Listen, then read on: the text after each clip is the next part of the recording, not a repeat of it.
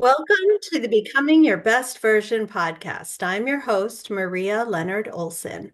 I'm a civil litigation attorney in Washington, D.C., an author, journalist, TEDx speaker, and podcaster.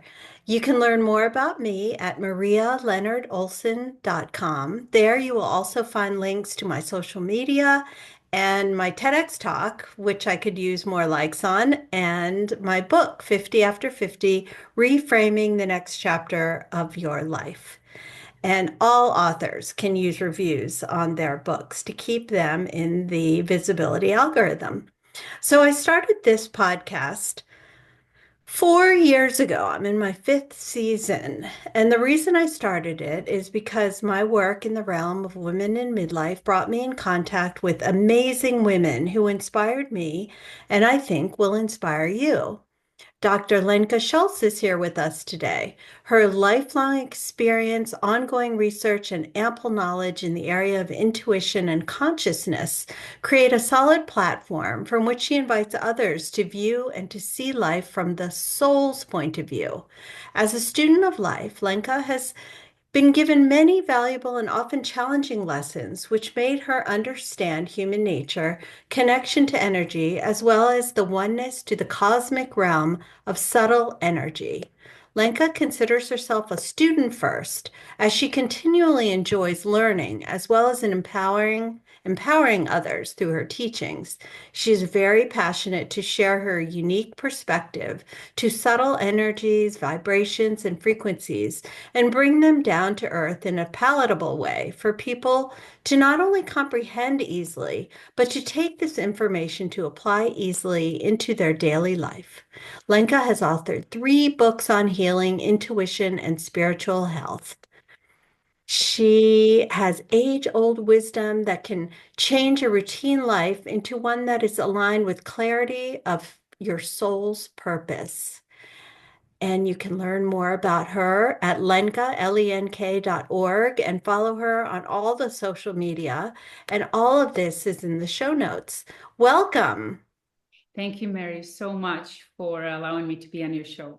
Very honored. Well, let's start with a basic question. What is soul and how do we communicate with our own souls? Whoa, yeah, that's a very good question. And often people are lost in the words because it's such a tangible thing. And if I give you a word, somebody else will have another word because they resonate with something else. But in the end, it's the same thing. So for me, the soul is the essence of us, the one that is eternal, it doesn't die. Okay. And it's something, it's here to express itself. I see that. Okay. So do you believe that the soul lives on once our physical bodies are gone? Yes. I do too. And I think we'll never really know the answer until our physical bodies are gone. Yeah, I call it the BS, belief system. And we all have one, and we have to honor one another's belief system, our own BS, right? Right. And they're allowed to also change it. So if we allow ourselves to change as we grow and become like the students and not always just like, I know, because the minute I say, I know, I stop learning. Right. I pretty much know nothing. I'm open. So my explanation of soul is at this point, and maybe I change my mind when I'm older. Yeah. Yeah. Well, how do we learn what our soul purpose is in this lifetime? There's a many different ways. The astrologists have kind of like a quick way to kind of a peek into your soul purpose, and that is through the North Node and the South Node. I'm not sure if you're familiar with that, but if listeners want to kind of a quickly know, if you ask your astrologist, or you can even get your own chart and see where the South Node is. That South Node is what gifts you came here in this lifetime. Something you can do in your sleep, something that is so easy, that is no challenge whatsoever. And usually during the midlife crisis, during the Chiron return, during the overall shaking up of your comfort zone, then it's kind of like turns into, okay, now it's time to go to the North Node, follow the North Star. And the North Star, the North Node will tell you pretty much what your purpose is. And when you look at it, first time I looked at it, I'm like, yeah, nice try. I'm never going to be doing that. And it's kind of like, it's kind of enchanting. It's kind of magnetic, intimidating. And at the same time, you don't want anything to do with it because it's not easy. But that's where your growth is. That's where your soul wants to go this lifetime. And if you don't go there, well, you just go back into the south, which is very easy, and you're not growing, you become stagnant. And if you're not growing and pursuing that North Star, you kind of, you're kind of not doing the things you're supposed to be doing on this earth. So is discomfort a sign that you are living from your soul's essence? Yes and no, depends. Discomfort and also, people need to make the difference between discomfort and danger or not being safe. So it's very close, but yes. Um, if you enjoy something, but you're also so nervous, you have those butterflies in your stomach, and after the fact, you feel so good. Okay. So what are ways that someone can begin to get to really know themselves? I also would like to show people that the other way to do it is to ask your parents if they're still around. How were you the first 2, 3, 4 years of your life? Because you were in a soul essence.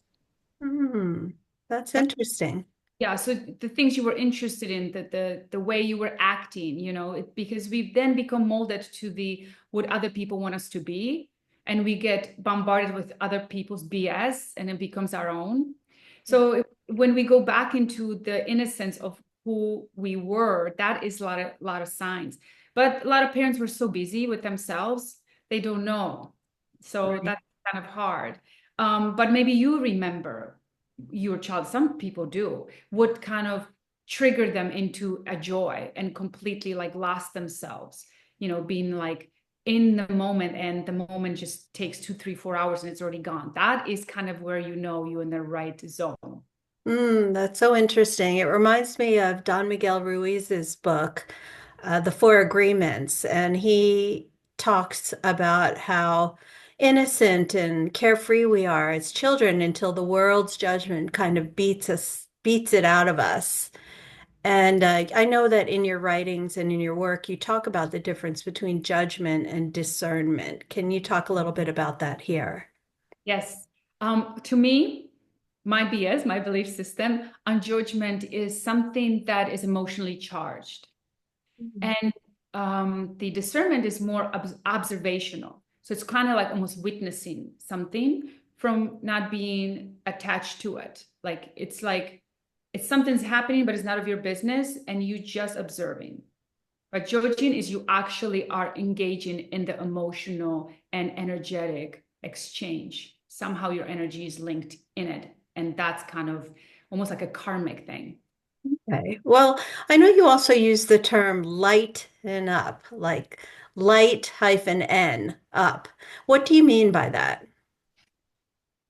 Good question. Lightning. Well, if we look at a light in and heavy, light and heavy, that's kind of explanatory. And if we are wanting to be lighter, then let go of the heaviness. And so the heaviness not only comes from food, like a lot of people trying to lose weight, but the weight comes in the energy of other matter, like the emotions and feelings. So I had a client and she was coming to lose weight. And I was not interested in her diet. I was not interested of what she's doing on that aspect. I wanted to know where the heaviness is coming from. And the heaviness was coming from her job. Mm, She was there just for the money. She really didn't enjoy it. And so I was kind of bringing it up to her consciousness, like, okay, how about if you look at a different way of making money and following something that would enlighten you, making you lighter? Well, it was not easy, but ultimately she did, and she lost all the weight that she was worried about. So sometimes putting intention and attention, people need to be aware of that difference. So you have intention, okay, I would like to lose the heaviness, but don't put attention to that aspect because that's going to grow, right? So it's just Mhm. kind of like it's like releasing the balloon with wish, but knowing that the wish will come back as a manifestation. You just don't have to hold on to it, checking out a GPS. Where is the balloon? How is it coming? None of that matters because once that wish is out there, the prayer, it will come back. You just have to trust and aligned with that vibrational energy of allowing. Yes, agreed. That which we put our attention to magnifies and vice versa. So you teach people the practice of intuition. How do you do that? It teaching is really hard. It's almost like reawakening something that is already within them. And it depends where they want to enhance that intuition because some people are very intuitive and they just want to hone it. And I believe that, for example, nurses and stockbrokers are very intuitive. Criminals are very intuitive.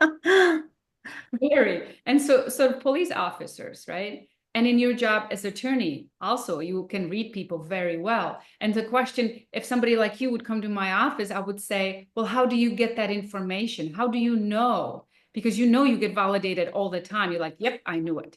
So how? And that's how I almost do like reverse engineering. Like, how Hmm. do you got that information? Did you get it just knowingness? Do you get the gut feeling? Do you have kind of senses? Do you read people? Because it's just a different level of evolution of intuition. The one that transpersonal that we read one another is one level.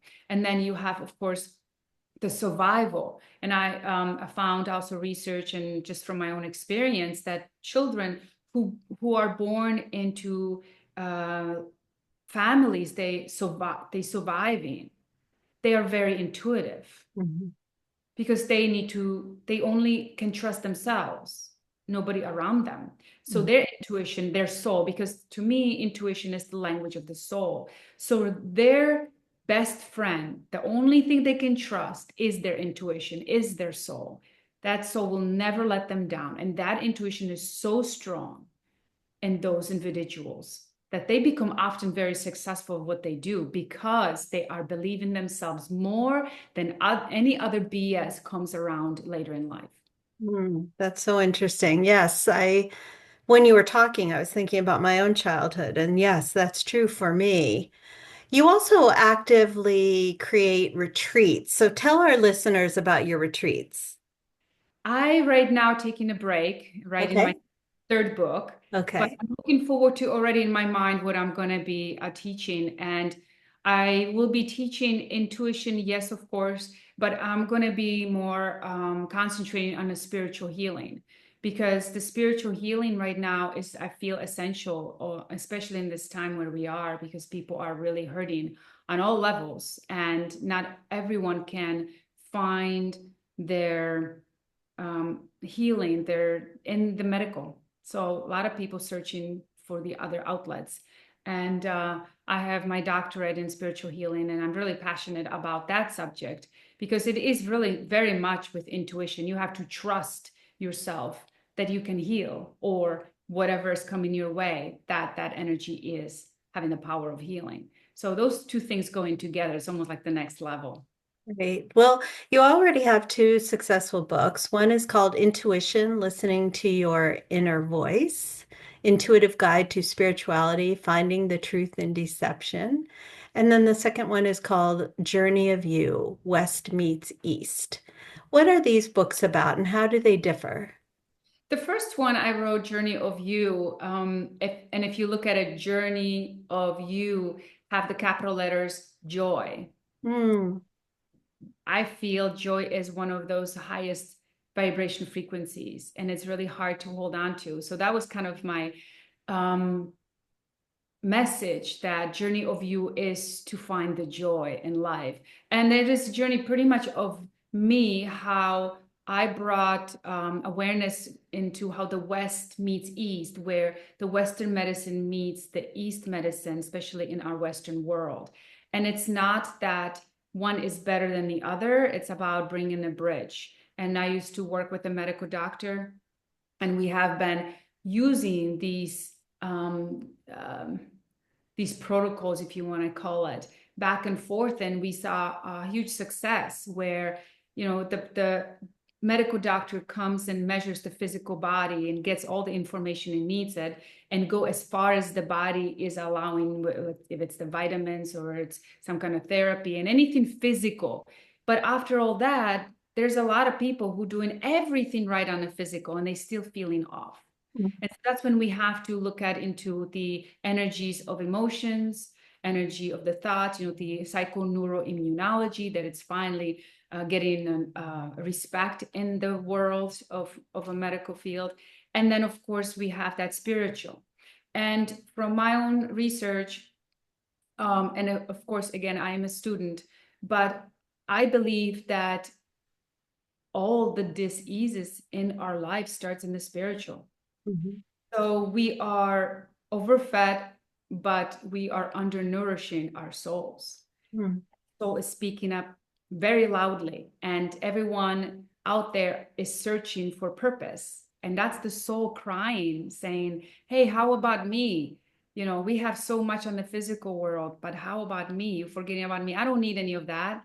I just need to be acknowledged because I hold all the magical tools for your success, for your health, for your happiness, for your relationships. Everything's there. We just have to know how to reawaken that relationship. And to me, it is the intuition. I'm interested in your work with the medical doctor in Florida. What did that entail? Well, it was exactly what I was saying, that I was doing an energy healing at that time, and would I was in her office, and she would send clients to me once she kind of did her job on the medical aspect of it, the physical aspect of it. And Mhm. of course, people need to be open to it. And then people would go back and forth, and she would get my notes and she would see. So it's kind of like, it's very interesting because you have psychiatrists and psychologists out there, but not very many actually call the medical doctor and share notes. Those Mm. That line does not go back and forth. So it's big disconnect. So the person who's in the middle is the patient, right? But the patient is kind of stuck because if you go to the doctor's office, you have only 7 minutes to talk to them. They don't have the time to really truly go into the world that they're not familiar with. That's not their expertise. So this is kind of where, we don't have that doctor who would talk to the energy healer, the acupuncturist, the psychiatrist, the massage therapist. We don't have that holistic, the integrative. There's a lot of integrative doctors, but are they doing all of that? Are they able to cooperate and co-create, like I always say, in my first book I talk about, it's very important to create healing team, Mhm. and they all have to have the same belief system. They can't say, oh, you shouldn't be doing that. No, I don't believe what that person's doing, because you have a placebo effect too, which is like so powerful.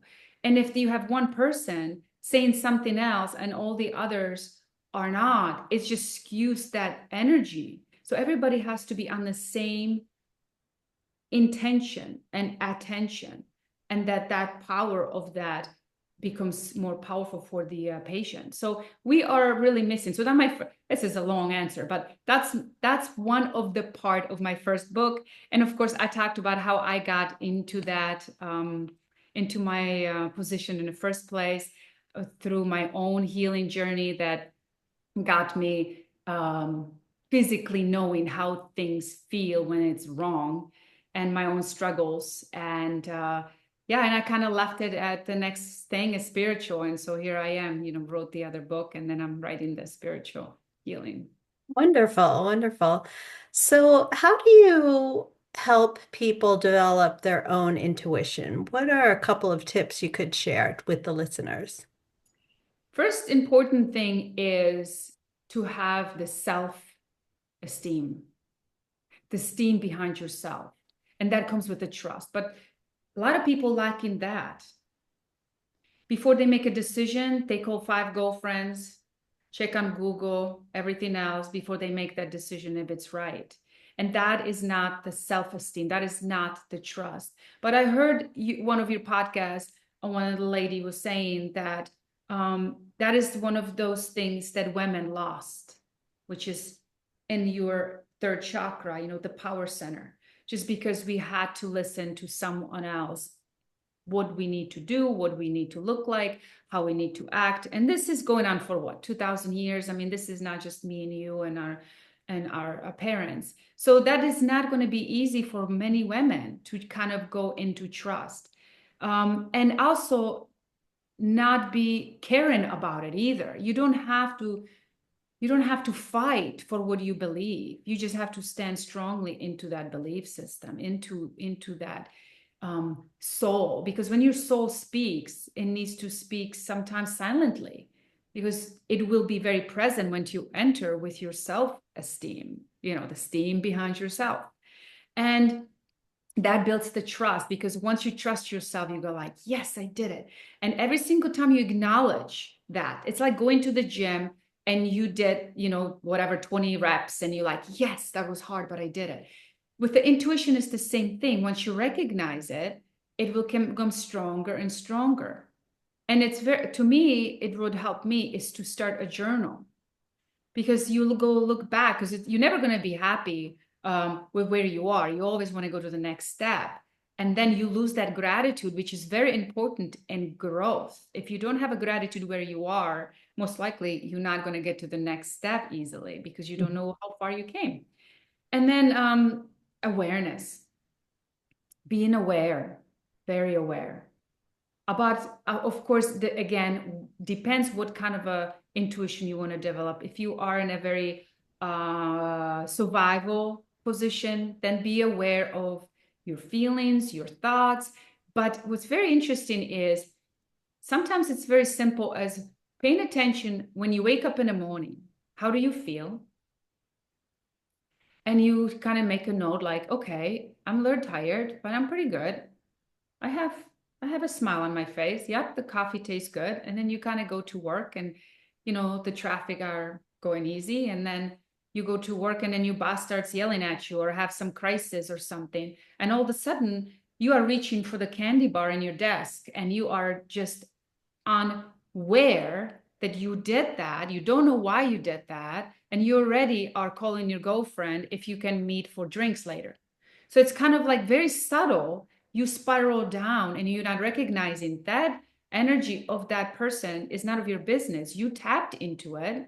Again, it was energy, was not yours. You took it as yours. You soothed yourself with that chocolate, and now you need to dump it on someone else, over wine. So that would be the awareness. It's no judgment, just awareness. And the next time that same thing happened and that boss does the same thing, now looking at it from discernment, like, oh, okay, so here he goes again. Oh, that's interesting. That's it. That's the subtle shift. And then Okay. maybe not looking for the chocolate. And you Yeah. see, it's built like that. Yeah. Wow. Interesting. Yeah. More observation of your actions and your feelings. I appreciate that. So, you do a lot of work in a lot of different areas. What would be a message you would like overall the listeners of this podcast to take from this show? I'm going to still piggyback on my other answer because something came through.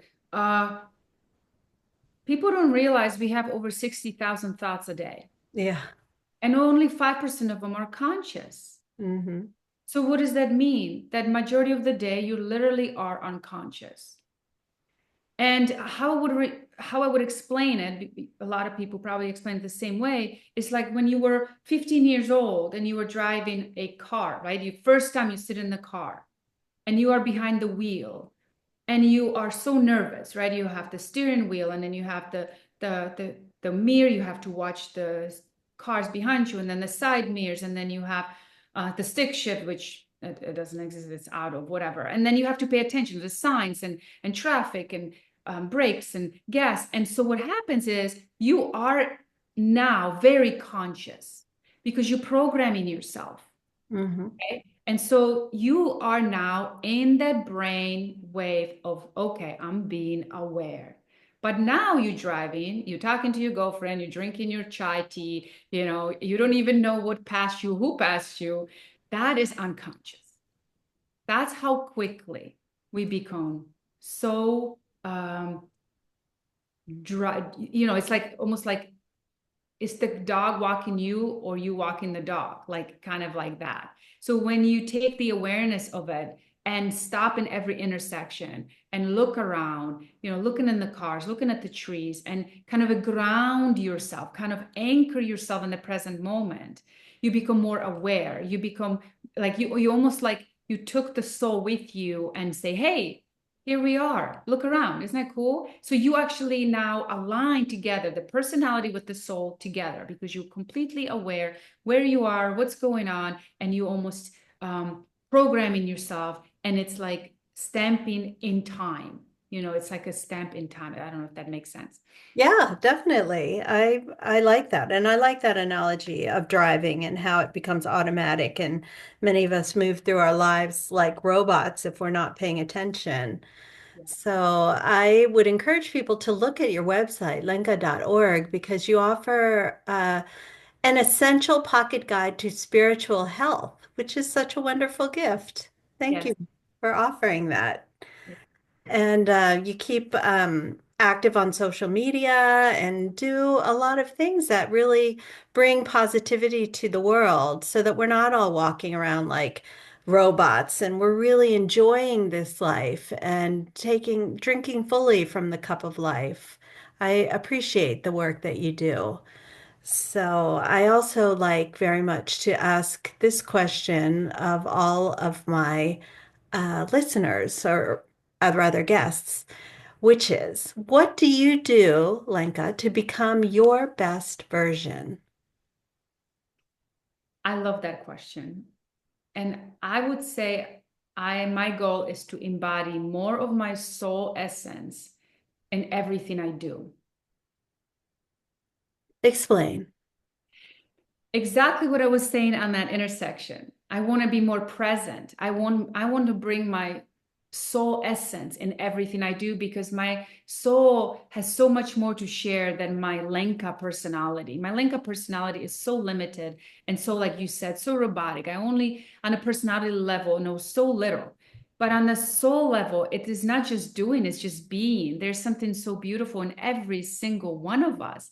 And if we allow that aspect to become part of our personality, then I feel it becomes more magnetic, more lighter, and effortless versus we just do. And we do for many reasons, but we forgot to bring that beautiful essence with that.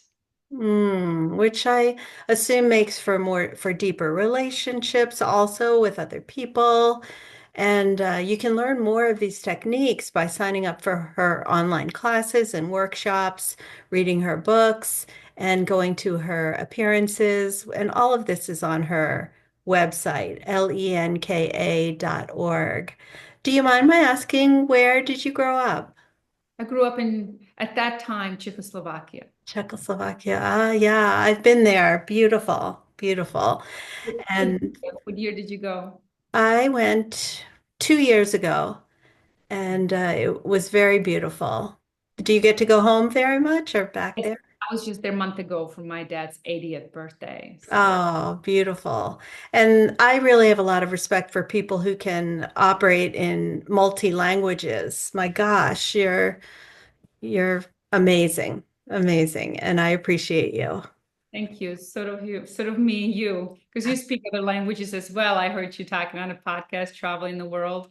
Yes. Oh, thank you, but not as fluently. So I would encourage all of you again to go to lenka.org, go to Instagram, Intuology with Lenka, TikTok, Twitter, Spotify, YouTube, all of this. And her books are available via her website or on Amazon. So thank you again, Lenka, for your time. I appreciate you. Thank you.